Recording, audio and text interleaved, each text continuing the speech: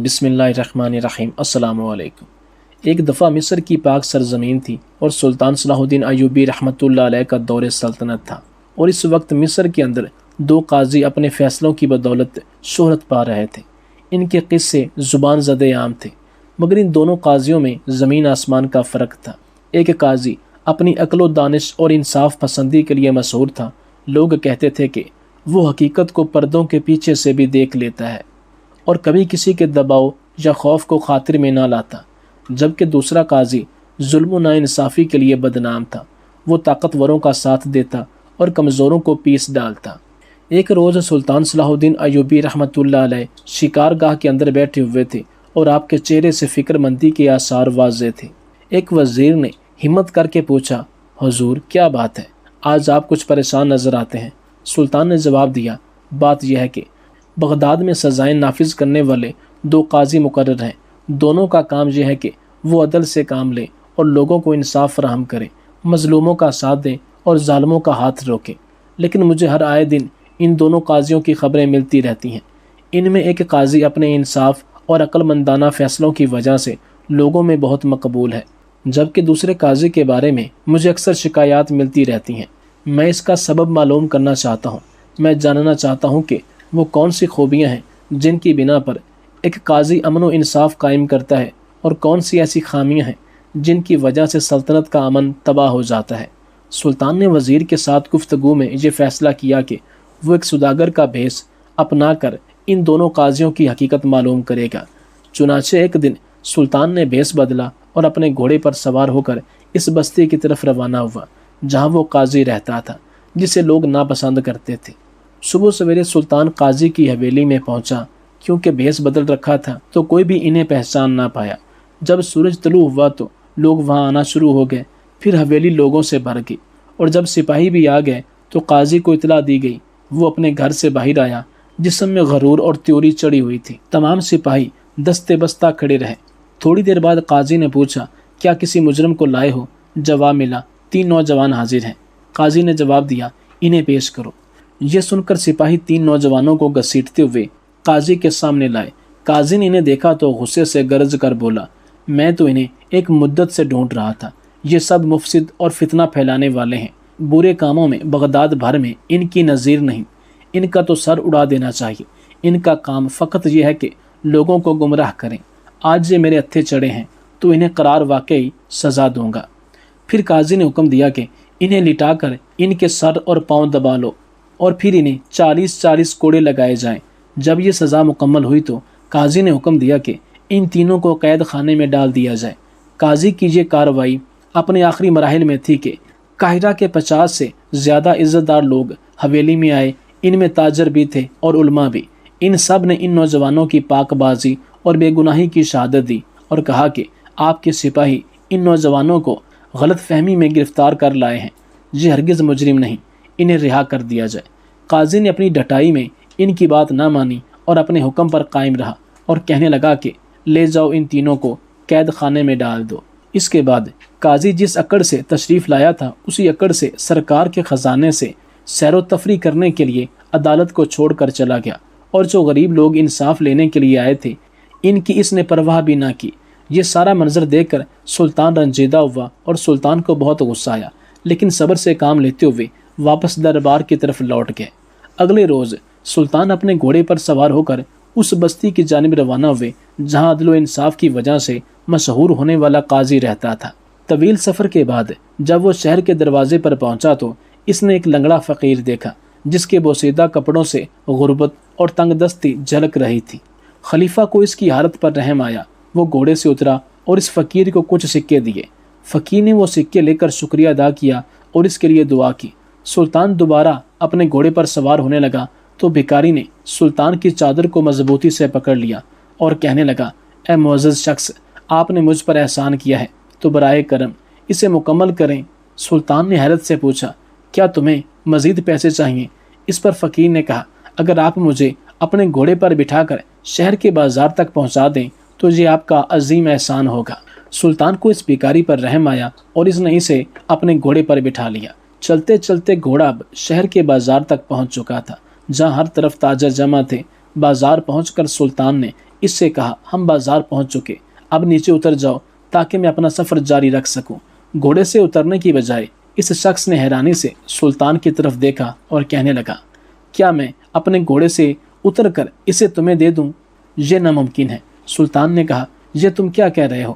یہ گھوڑا تو میرا ہے، کیا نیکی کا صلہ ایسے دیا جاتا ہے؟ چلو اب نیچے اترو۔ تب وہ شخص زور سے چلایا اور لوگوں کو سنانے لگا، لوگوں، یہ شخص میری کمزوری کا فائدہ اٹھا کر میرا گھوڑا چرانا چاہتا ہے۔ اب لوگ وہاں جمع ہو گئے اور انہوں نے سلطان کو برا بھلا کہنا شروع کر دیا، کیونکہ ان کی نظر میں وہ ایک زبردستی کرنے والا شخص لگ رہا تھا جو اس مسکین شخص سے اس کا گھوڑا چھیننے کی کوشش کر رہا تھا۔ سلطان نے لوگوں کو یقین دلانے کی بھرپور کوشش کی کہ یہ گھوڑا اسی کا ہے اور قسمیں بھی کھائیں، لیکن ایک شخص نے طنزیہ انداز میں کہا، تمام چور تمہاری طرح قسمیں ہی کھاتے ہیں۔ سلطان نے لوگوں کی کڑوی باتیں سنی لیکن خود کو قابو میں رکھا۔ پھر ایک شخص نے آگے بڑھ کر کہا، اگر تم دونوں گھوڑے پر جھگڑ رہے ہو تو قاضی کے پاس جاؤ، وہی اس مسئلے کا فیصلہ اور اصل مالک کا پتہ لگا سکتا ہے۔ سلطان نے کہا، میں قاضی کے پاس جانے کے لیے تیار ہوں، مجھے وہاں کا راستہ دکھاؤ۔ لنگڑے فقیر نے بھی فخری انداز میں کہا، میں بھی قاضی کے پاس جاؤں گا تاکہ وہ مجھے میرا گھوڑا واپس دلائے۔ اسے امید تھی کہ ایک فقیر کی بات قاضی بھی فوراً مان جائے گا۔ خلیفہ نے اب گھوڑے کو لے کر چلنا شروع کیا جبکہ فقیر اس کے پیچھے ہی بیٹھا ہوا تھا۔ بازار کے اختتام پر سلطان نے دیکھا کہ ایک شہد فروش نے ایک خریدار کا ہاتھ مضبوطی سے پکڑا ہوا تھا۔ خریدار کی مٹھی میں پیسے تھے اور اس نے مٹھی زور سے بند کر رکھی تھی۔ وہ درد سے چیخ رہا تھا جبکہ لوگ ان کے ارد گرد جمع تھے۔ لوگوں کو اپنے ارد گرد دیکھ کر خریدار چلایا، میرا ہاتھ چھوڑو، تم مجھے تکلیف دے رہے ہو۔ شہد فروش نے غصے سے کہا، میں تمہارا ہاتھ نہیں چھوڑوں گا جب تک کہ تم مجھے میرے پیسے واپس نہیں کرتے۔ خریدار نے درد سے چلاتے ہوئے کہا، یہ میرے پیسے ہیں، چھوڑ دو میرا ہاتھ، ٹوٹ جائے گا ورنہ۔ خلیفہ اب آگے بڑھا اور ماجرا پوچھنے لگا۔ شہد فروش نے جواب دیا، یہ آدمی میرے پاس شہد خریدنے آیا تھا، میں نے اسے شہد کا ایک برتن بھر کر دیا، پھر اس نے مجھ سے 10 سکوں کو چھوٹے سکوں میں بدلنے کا کہا۔ جب میں نے سکے کا تھیلا کھولا تو اس نے میرے سارے پیسے چھیننے کی کوشش کی اور بھاگنے لگا، لیکن میں نے اس کا ہاتھ پکڑ لیا۔ یہ سن کر خریدار نے کہا، اے لوگو، اس شخص کی باتوں پر یقین نہ کریں، بلکہ میں نے اپنے تھیلے سے پیسے نکالے تھے تاکہ اسے شہد کے بدلے رقم دے سکوں، لیکن اس نے میرے پیسے چرانے کی کوشش کی اور پھر میرا ہاتھ پکڑ لیا۔ تمام حاضرین ان کی باتیں سن کر حیران ہوئے اور ایک شخص نے کہا، ہم نہیں جانتے تم میں ظالم کون ہے اور مظلوم کون ہے، بہتر ہے کہ تم دونوں بھی قاضی نجم الدین کے پاس جاؤ تاکہ وہ اس معاملے کا فیصلہ کر سکے۔ سلطان نے کہا، ہم بھی قاضی کے پاس جا رہے ہیں، تم دونوں بھی ہمارے ساتھ چلو۔ اب وہ چاروں قاضی کے دربار کی طرف روانہ ہو گئے۔ جب وہ قاضی کے دربار کے اندر پہنچے تو وہاں اور لوگ بھی اپنی باری کا انتظار کر رہے تھے۔ خلیفہ نے وہاں ایک کسان اور ایک عالم کو دیکھا جو ایک لونڈی کے ساتھ کھڑے تھے، اور دونوں میں سے ہر ایک کا دعویٰ تھا کہ وہ لونڈی اس کی ہے اور اس نے اسے اپنی محنت کی کمائی سے خریدی ہے۔ سلطان نے حیرت سے سوچا، یہ 3 پیچیدہ مقدمات ہیں اور ہر ایک دوسرے سے زیادہ مشکل لگتا ہے۔ دیکھتے ہیں کہ قاضی ان کا کیا فیصلہ کرے گا۔ کیا وہ واقعی ان مقدمات میں انصاف فراہم کر پائے گا جیسا کہ اس کے عدل اور دانش کے چرچے ہیں؟ کچھ دیر بعد ایک خادم آیا، اس نے مصلی بچھایا اور لکڑی کی تختی پر قرآن مجید رکھا۔ تھوڑی دیر بعد سزا نافذ کرنے والا بوڑھا قاضی باہر آیا اور اس نے مصلی پر بیٹھ کر تلاوت کی۔ اتنے میں لوگ بھی آنا شروع ہو گئے اور اچھا خاصا مجمع بن گیا۔ جب قاضی اپنے ورد اور وظیفوں سے فارغ ہوا تو اس نے لوگوں کی خدمت میں سلام عرض کیا۔ اسی لمحے قاضی کے دربار کے دربان نمودار ہوا اور بولا، جس کے پاس کوئی شکایت یا مسئلہ ہے وہ قاضی کے دربار میں پیش ہو جائے۔ سب سے پہلے عالم اور کسان جلدی سے لونڈی کے ساتھ قاضی کے دربار میں داخل ہوئے، پھر شہد فروش خریدار کا ہاتھ پکڑے ہوئے داخل ہوا اور آخر میں سلطان اور فقیر بھی دربار میں داخل ہوئے۔ قاضی نے فوراً شہد فروش کی طرف حیرت سے دیکھا اور کہنے لگا، صاحب، تم نے اس آدمی کا ہاتھ کیوں پکڑا ہوا ہے؟ شہد فروش نے اپنی کہانی سنائی جبکہ خریدار نے اعتراض کرنے کی کوشش کی۔ قاضی نے خریدار کو خاموش کرایا اور کہنے لگا کہ جب اس سے بات کرنے کو کہا جائے تب ہی بولے۔ جب شہد فروش نے اپنی بات مکمل کی تو قاضی نے اس سے پوچھا، کیا تمہارے پاس اپنے دعوے کے حق میں کوئی گواہ ہے؟ شہد فروش نے کہا، کیا یہ کافی نہیں کہ میں نے اسے چوری کرتے ہوئے خود پکڑا، اس کے بعد مجھے گواہ کی کیا ضرورت ہے؟ پھر قاضی خریدار کی طرف متوجہ ہوا اور اس سے پوچھنے لگا، کیا تمہارے پاس اپنے دعوے کے حق میں کوئی گواہ ہے؟ خریدار نے کہا میرے پیسے میری مٹھی میں ہیں، کیا مجھے گواہوں کی ضرورت ہے؟ قاضی صاحب انصاف کہاں ہے؟ قاضی نے جواب میں کہا تم دونوں اپنے پیسے میرے پاس چھوڑ دو اور کل آ کر اپنا فیصلہ سن لینا۔ شہد فروش اور خریدار نے پیسے قاضی کی میز پر رکھ دیے اور وہاں سے چلے گئے۔ پھر قاضی نے عالم، کسان اور لونڈی کی طرف دیکھا اور عالم کہنے لگا اب آپ لوگ بولو، آپ کی کیا شکایت ہے؟ عالم کہنے لگا یہ لونڈی میں نے اپنی کمائی سے تقریباً 1 سال پہلے خریدی تھی تاکہ میری اور میری بیوی کی خدمت کرے، لیکن آج یہ کسان آیا اور دعویٰ کیا کہ یہ لونڈی اس کی ہے اور کل ہی اس کے گھر سے بھاگ کر آئی ہے۔ قاضی نے عالم سے پوچھا کیا تمہارے پاس کوئی دستاویز ہیں جس سے ثابت ہو کہ تم نے یہ لونڈی غلاموں کے بازار سے خریدی تھی؟ عالم نے کہا میں نے اسے غلاموں کے بازار سے نہیں بلکہ ایک راہگیر سے خریدا تھا اور اس نے مجھے کوئی دستاویز نہیں دی۔ قاضی نے پھر پوچھا کیا کوئی شخص ایسا ہے جو گواہی دے سکے کہ یہ لونڈی تمہاری ہے؟ عالم نے کہا میری بیوی اس کی گواہی دے سکتی ہے۔ قاضی کہنے لگا تمہاری بیوی کی گواہی معتبر نہیں ہوگی اور نہ ہی مانی جا سکتی ہے کیونکہ وہ تمہارے حق میں ہی گواہی دے گی۔ پھر قاضی کسان کی طرف متوجہ ہوا اور اس سے کہنے لگا کیا تمہارے پاس کوئی دستاویز ہے جس سے ثابت ہو کہ یہ لونڈی تمہاری ملکیت ہے؟ کسان نے جواب دیا میں نے بھی اسے ایک راہگیر سے خریدا تھا اور اس نے مجھے کوئی دستاویز نہیں دی۔ قاضی نے اس سے بھی پوچھا کیا کوئی گواہ ہے جو یہ ثابت کر سکے کہ یہ لونڈی تمہاری ہے؟ کسان نے کہا آپ اسی لونڈی سے پوچھ لیں۔ قاضی نے جواب دیا لونڈی کی گواہی معتبر نہیں ہوگی کیونکہ وہ آزاد نہیں ہے، اور اگر معتبر ہوتی تب بھی ہمیں ایک نہیں بلکہ 2 گواہوں کی ضرورت تھی۔ جب عالم یا کسان میں سے کوئی بھی گواہ لانے میں ناکام ہوا تو قاضی نے دونوں سے کہا تم دونوں لونڈی کو یہاں چھوڑ جاؤ اور کل لانا تاکہ میں فیصلہ کر سکوں کہ اس کا اصل مالک کون ہے اور جھوٹا دعویٰ کس کا ہے۔ عالم اور کسان لونڈی کو چھوڑ کر وہاں سے چلے گئے۔ اس کے بعد قاضی نے سلطان جس نے بھیس بدلا ہوا تھا اور لنگڑے بھکاری کی طرف دیکھا اور کہنے لگا تم دونوں کا کیا مسئلہ ہے؟ سلطان نے اپنی کہانی سنائی کہ کیسے اس کی ملاقات بھکاری سے ہوئی اور اس نے اس پر مہربانی کی، پھر اس پر ترس کھا کر اس نے اسے اپنے گھوڑے پر سوار کیا، مگر بھکاری نے گھوڑے پر قبضہ جما لیا اور دعویٰ کیا کہ وہ اس کا گھوڑا ہے۔ جب خلیفہ نے اپنی بات ختم کی تو قاضی نے بھکاری سے کہا اب تم بولو، تمہارے پاس اس کی بات کا کیا جواب ہے؟ بھکاری نے خلیفہ کی ساری باتوں کو جھوٹا قرار دیا اور الزام لگایا کہ یہ شخص اپنی طاقت کے بل بوتے پر مجھ سے میرا گھوڑا چھیننا چاہتا ہے۔ دونوں کی باتیں سن کر قاضی نے کہا ٹھیک ہے، گھوڑا مجھے دے دو اور کل واپس آنا تاکہ میں اس کا فیصلہ کر سکوں اور معلوم ہو سکے کہ گھوڑے کا اصل مالک کون ہے۔ اگلے دن یہ سب قاضی کے دربار میں حاضر ہوئے۔ قاضی نے شہد فروش سے کہا اپنے پیسے لے کر واپس چلے جاؤ۔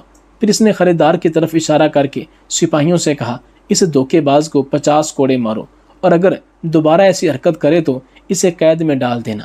پھر قاضی نے عالم سے کہا تم اپنی لونڈی لے کر گھر کو دوڑ جاؤ، اور کسان کی طرف اشارہ کر کے کہا اس دھوکے باز کو 100 کوڑے مارو اور اگر دوبارہ ایسی حرکت کرے تو اسے بھی قید میں ڈال دینا۔ سپاہیوں نے خریدار اور کسان کو باہر لے جا کر کوڑے مارے۔ پھر قاضی نے سلطان اور بھکاری کی طرف دیکھ کر کہا کیا تم اپنے گھوڑے کو 50 گھوڑوں میں پہچان سکتے ہو؟ سلطان نے کہا جی ہاں، میں پہچان لوں گا۔ بھکاری نے بھی کہا کہ میں بھی اپنے گھوڑے کو 1000 گھوڑوں میں پہچان سکتا ہوں۔ قاضی اب اپنی جگہ سے اٹھا اور کہنے لگا میرے ساتھ آؤ، اور وہ دونوں کو لے کر استبل کے دروازے پر پہنچا جہاں 30 سے زیادہ گھوڑے موجود تھے۔ قاضی نے بھکاری سے کہا تم یہاں رکو اور جب میں بلاؤں گا تب ہی اندر آنا۔ قاضی نے سلطان کو استبل میں لے جا کر کہا اندر جاؤ اور اپنے گھوڑے کو پہچانو۔ سلطان استبل میں داخل ہوا اور سیدھا اپنے گھوڑے کی طرف بڑھا اور کہا یہ رہا میرا گھوڑا۔ قاضی صاحب نے اب سلطان کو باہر انتظار کرنے کو کہا، پھر بھکاری کو اندر بلایا اور کہا اندر جاؤ اور اپنے گھوڑے کو پہچانو۔ بھکاری بھی سیدھا اسی گھوڑے کے پاس گیا اور کہنے لگا یہ رہا میرا گھوڑا۔ قاضی صاحب نے سلطان سے کہا تم اپنا گھوڑا لے جاؤ تاجر۔ پھر اس نے سپاہیوں سے کہا اس جھوٹے بھکاری کو 30 کوڑے مارو اور اگر دوبارہ ایسی حرکت کرے تو اسے بھی قید میں ڈال دینا۔ سلطان نے حیرانی سے قاضی سے پوچھا اے قاضی تم نے کیسے پہچانا کہ گھوڑا میرا ہے؟ قاضی نے کہا یہ تجربے اور مشاہدے کی طاقت کا کمال ہے۔ سلطان نے پوچھا وہ کیسے؟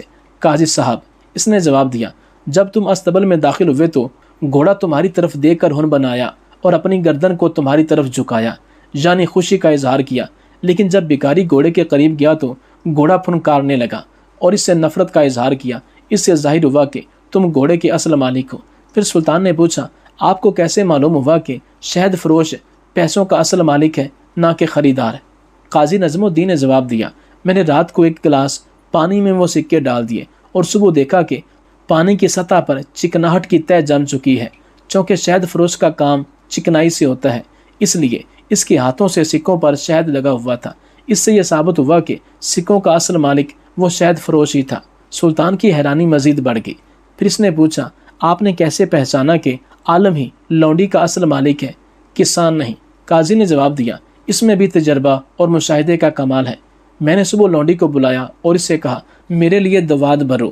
میں نے اپنی بیوی سے کہا کہ دور سے اس کا کام دیکھے۔ لونڈی نے دواد کو دھویا اور پھر اسے خشک کیا اور مہارت سے اس میں روشنائی بھر دی۔ اس نے ایک قطرہ بھی زمین پر گرنے نہیں دیا۔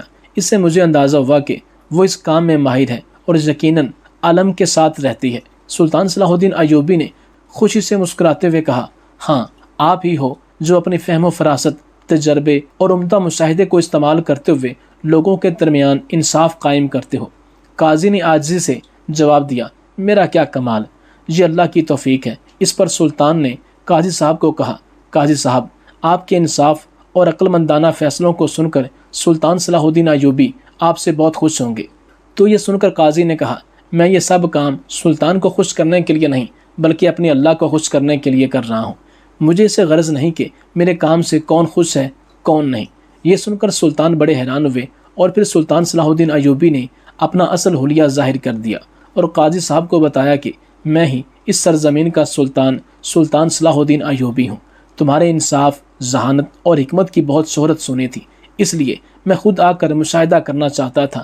جو کچھ میں نے سنا تھا اس سے کہیں زیادہ پایا۔ اب جو چاہو مانگو میں وہ تمہیں عطا کروں گا۔ قاضی نے جواب میں کہا اے میرے سلطان انصاف کا قیام ہی میرا اصل انعام ہے۔ یہ سن کر سلطان نے دوسرے قاضی پر لعنت بھیجتے ہوئے کہا افسوس اس ملعون نے 3 بے گناہ نوجوانوں پر ظلم کیا اور انہیں قید میں ڈال دیا۔ اس کے بعد سلطان فوراً وہاں سے رخصت ہو گئے اور دربار پہنچ کر حکم دیا کہ اس ظالم قاضی کو فوراً معزول کر دیا جائے اور 3 بے گناہ نوجوانوں کو رہا کر دیا جائے۔ پھر قاضی نجم الدین کے بارے میں کہا اللہ کا شکر ہے کہ ایسا قاضی میری سلطنت میں موجود ہے۔ سلطان نے قاضی نجم الدین کے بارے میں حکم صادر فرمایا کہ معزول شدہ قاضی کا منصب بھی اسی کے حوالے کر کے اسے انعام اور رتبے سے نوازا جائے۔